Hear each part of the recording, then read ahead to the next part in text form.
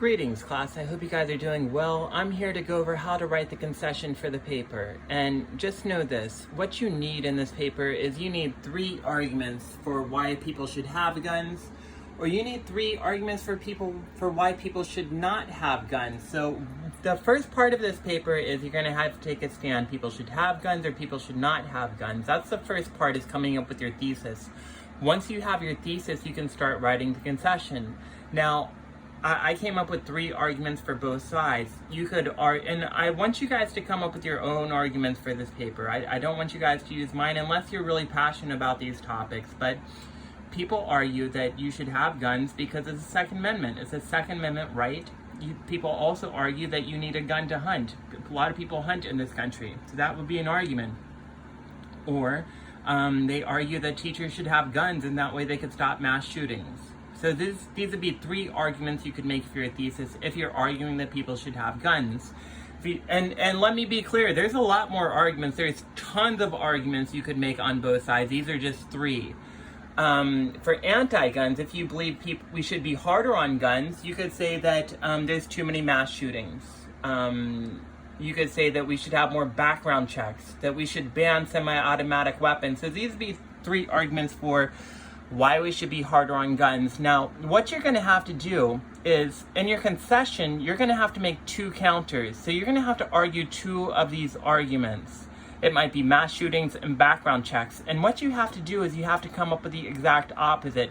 For example, if I'm on this side, if I'm saying that people should be able to have guns to hunt, I couldn't counter that by saying that guns cause mass shootings, because that has nothing to do with hunting. So what you need to do is you need to come up with counters for 2. You don't need to counter all 3, just 2 arguments. So what I did over here is I came up with the counters for you guys. So if you're arguing that people should have guns because of the Second Amendment right, the counter for that is the Second Amendment is outdated. It was written in the 1700s. Guns have changed a lot since then. So I think that's a good argument. If you're arguing that we need guns to hunt, a counter for that is you can use a bow and arrow. You don't need a gun to hunt a deer. You could use other weapons if you really want to hunt. So these are big counters, and notice how they're matching up. They're identical with the topic. If I'm arguing that teachers should be armed, a counter for that would be if teachers had guns, there might be more students who die. If there's a shooting and all the teachers have guns and they start shooting their weapons, and there's a good chance that there might be more people dying rather than less. So I wouldn't do all 3 of these. I would just pick 2. But I need to come up with counter arguments for them.